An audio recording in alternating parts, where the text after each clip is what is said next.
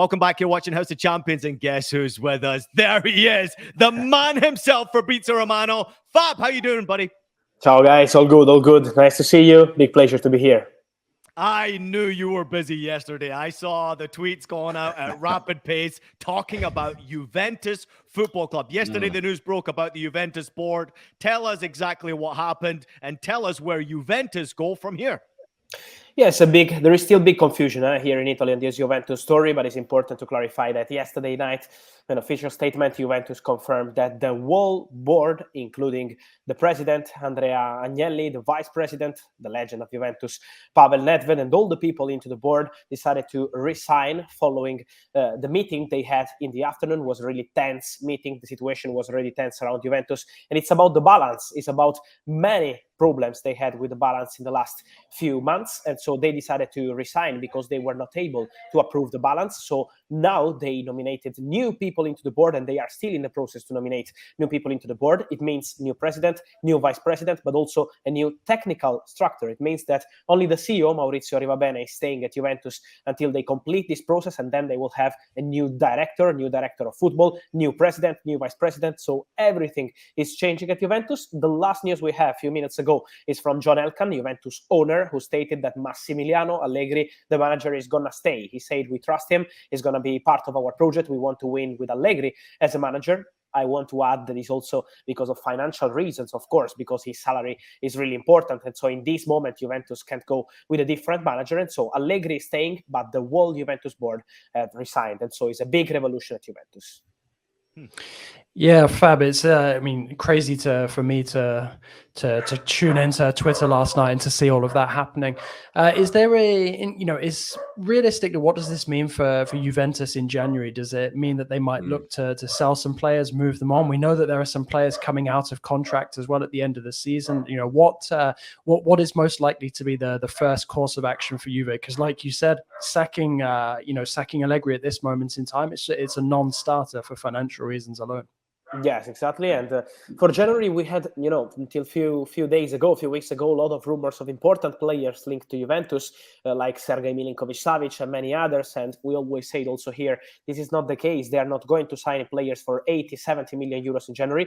And so I think they will go for a fullback as a priority. There were rumors of Rick Castor, who had a big fight with Jose Mourinho at Roma. So they are looking for a new fullback. But for players who can leave Juventus, I would keep an eye on Weston McKennie, who is doing well at the World Cup and has always been linked with Tottenham or with Premier League clubs. At the moment, there are no negotiations ongoing with Tottenham, but Premier League clubs are always keeping an eye on McKennie, and so it could be a possibility. Did you just slip up there? Did you just give us a nugget about Weston McKennie going to Tottenham? Come on, Fabrizio. No, I didn't say that. There we go. No, but it's a possibility. Premier League seems like a real possibility, right? Yes, this is a possibility. This is a possibility because McKennie, also with Paul Pogba returning, and he will be available, and they have Adrian Rabiot, who is doing great. McKennie is not longer going to be a key player for Juventus, and so there is a chance for him to leave in January. I don't see big names like Dusan Vlahovic or this kind of players leaving in January. I think Juventus will try to keep the same squad until the end of the season, and then they hope to be in the Champions League, and so to be able to change the squad in the summer. But in January, I think McKennie is one of the players who have a chance to leave. Many others no. Fab, with this coming during the World Cup and Juventus, the run they were really on, and a good run for them right before the World Cup break, how is this being received by rival clubs and the rest of Serie A? Because this can be disruptive, but also it could be a catalyst for change at the club. Yeah, it's a big shock. It's a big shock, and as you mentioned, the moment is really strange because Juventus were doing very well before the international break, before the World Cup break. So they had a really difficult first part of the season, but then in November they were looking good. They had some important win also with Lazio in the final game of 2022. So the approach from the players was completely different. Federico Chiesa back, Paul Pogba back in January. So the feeling was really positive, and now is a big shock. I think it's a really positive news for Napoli, because Napoli are dominating the Serie A, doing great in Champions League. But we know that when Juventus are there, it's always a big problem for clubs like Napoli, Inter Milan. Juventus is always Juventus, their history, and they're always putting pressure on the other teams. Now, with Juventus in this kind of situation, I think is a really good news for Napoli. They are really relaxed. They're doing very well. They have no injured players. And so Napoli are still the big favorites to win the Serie A. But Massimiliano Allegri knows how to be always in the competition. So it's a big shock, but I'm sure that Juventus will be there. Kind of sticking with Juventus, but moving one eye towards the French national team. Adrien Rabiot's future has been the subject of some speculation. He's actually really impressed me so far at the World Cup, been a key player for Les Bleus so far. And also somebody else who's part of the French squad, doesn't have as important a role as him, or at least not yet, is Marcus Thuram. He's also been linked with clubs ahead of January. Is there anything you can tell us on those two and their potential futures, Fab? Yes, for Marcus Thuram is a big opportunity because I'm told he's not going to extend the contract with Borussia Mönchengladbach. He has a new agent. He decided to change in August, so the plan is pretty clear. He wants to change and to try a new opportunity. It's true that Bayern are tracking him, but at the moment there are no advanced negotiation with the player. And in Italy, it's true that Inter are really appreciating him. Imagine that Marcus Thuram was one of the priority targets for Inter before the injury. Then he got injured, and so the deal collapsed between Inter and Borussia Mönchengladbach. So they are still keeping an eye on Marcus Thuram, but it depends on the outgoings, if Joaquin Correa will leave the club in January or not. So Marcus Thuram, I think he has a chance to leave in January or in the summer as free agent. In that case, for January move, 10 million euros are needed. This is the price tag by Borussia Mönchengladbach for Marcus Thuram. And then Adrien Rabiot, as you said, he's doing great at the World Cup, but also in Serie A with Juventus and also in the Champions League. He's been probably the best player of Juventus in this first part of the season. And this is really surprising because last summer he was one step away from leaving Juventus. It was really advanced a deal with Manchester United. The negotiation was almost completed between clubs. And then the player was not so convinced about Man United. So he decided to turn down their proposal. Now he's out of contract. There are no advanced negotiations yet between Juventus and Rabiot to extend the contract. So I would not be surprised if at the end is going to be a free agent in the summer with many clubs interested. A lot of rumors about Chelsea, but I'm told there is still nothing concrete, still nothing advanced. The player wants to focus on the World Cup, and then in January we'll see. But I see Rabiot staying at Juventus till the end of the season and then deciding extending the contract or leave on a free. What a fantastic question, JJ. And Rabiot's been one of the most exciting players to watch in this World Cup, really certainly putting himself in that shop window if he does want to get that big money move. And I'll just tell you this one. I interviewed and hung out with Marcus Thuram for a short period of time while I was in Gladbach.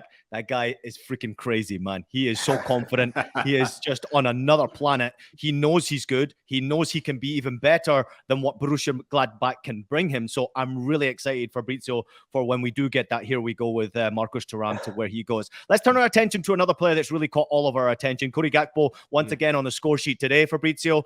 He has scored 3 goals in the World Cup. He scored every single game. He scored a left-footed goal, a right-footed goal, and one with his head. This guy is on fire right now. He's playing at PSV. But what does the future really look like for a player like him who's doing so well in the World Cup stage? Yes, the original plan was for a summer move, but now with this World Cup, I think there are very good chances for a January move for Cody Gakpo. His summer was crazy. His summer was crazy because beginning of August, many meetings with Manchester United. He shares the same agents of Erik ten Hag. And so, the relationship is very good with Man United, of course. And this is why Man United were interested. They had meetings with PSV at the beginning of August, but then nothing happened because they decided to invest big money on Antony. So nothing happened with Gakpo. But in the final hours of the transfer window, the summer transfer window, Southampton and Leeds were in a battle to sign Cody Gakpo. Leeds had a private flight to bring him to England, have his medical, and sign the contract on deadline day. And then was Louis van Gaal who called the player, who called the agents and said, wait a bit, do this World Cup as PSV player and then move maybe in January or in the summer. So Louis van Gaal changed the story of Cody Gakpo, and then at the end probably was a good decision. And now Leeds would dream to sign Gakpo, but it's almost impossible because there are many important clubs jumping in. So English clubs, Liverpool sent their scouts multiple times to follow this player. Manchester United are still there. I mentioned the relationship with his agents, and they are still in direct contact with his agents. So I would not be surprised if Man United will return for Cody Gakpo in the next days or weeks because they are really tempted by this player. And then we have to see how much PSV will ask, because in the summer they wanted 50 million euros package for Cody Gakpo. So it was around 42 plus add-ons. But now I think with this World Cup, it's going to be way more than this. So everything is open, but keep an eye on Gakpo in January because I think there is a good chance for him to move in January. Yeah, Fab, I just want to touch on a player who, speaking of young players who have lit it up at this World Cup, love my African players, a player that just you cannot not talk about when you talk about Africa and Champions League and Europe right now. Ajax's Mohammed Kudus. What does the future hold for him, given what he's done for the Dutch club and for Ghana at this World Cup? Yes, he's doing great, and I agree with you. He's great player and also great professional. Was not easy for him to stay at Ajax in the summer because Everton were really close to signing him. The negotiation was really advanced in the summer, and then it collapsed because Ajax already lost many important players. We know how many players they lost: Onana, Mazraoui, Lisandro Martinez, Gravenberg, a lot of players, important players in the summer, and of course Anthony, who joined Manchester United. So this is why they decided to keep Kudus, and was not easy for the player to say no to an important move to Premier League side like Everton. But now the price tag is way more than 35 million. In summer was around 35, 37. Now is way more than this, I think more than 50. And in January, because of Ajax situation, they would love to keep the player at least until the end of the season and maybe sell him in the summer. I would keep an eye on Liverpool because it's true that they sent their scouts to monitor this player. So Liverpool are keeping an eye on Kudus, but it's still not a direct negotiation with Ajax. And I think Premier League is going to be his future. I don't know if it's going to be Liverpool or another club at the end, but Premier League clubs are following this player. He would love to play in Premier League one day. And so I think he's a very good chance. He has a very good chance to play there one day. Yeah, and just one last question from me, Fab. Obviously, Kylian Mbappé never far from the headlines, whether it's been positive or negative the last couple of months. Nasser Al-Khelaifi has been speaking about his future, now reiterating, obviously, that because Mbappé is under contract, that he's going nowhere. Is that what you're hearing? That's going to be an end to all of the Mbappé rumors? I mean, obviously, he's one of the players excelling at the World Cup at this moment in time with his goals for France so far. But I don't think there's ever been a moment maybe in the last 2 years where we haven't been talking much about this guy.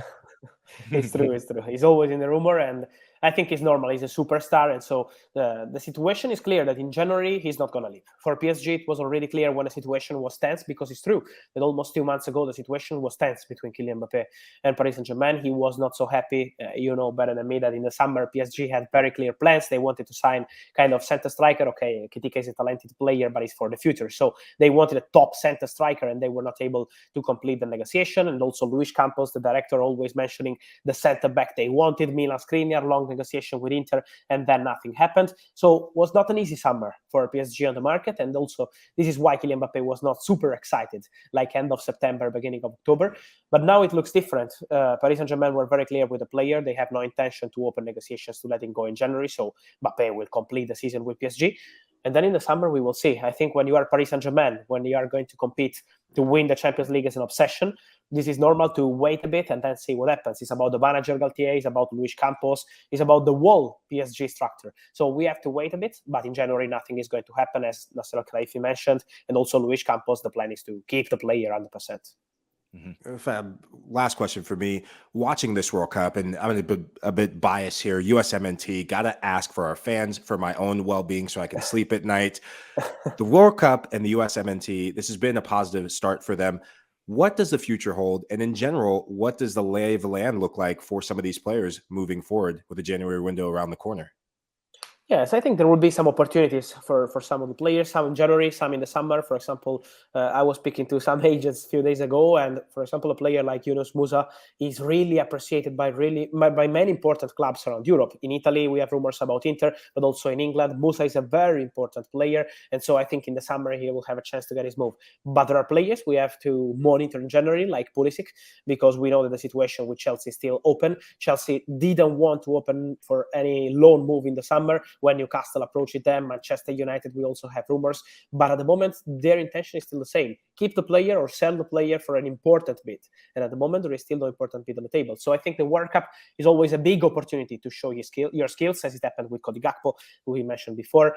You have a big opportunity also to have this chance to join other different clubs, but at the moment everything is still quiet also for Pulisic. So I think in few weeks, second week of December, I think we will really enter into the market and we will understand what's going to happen.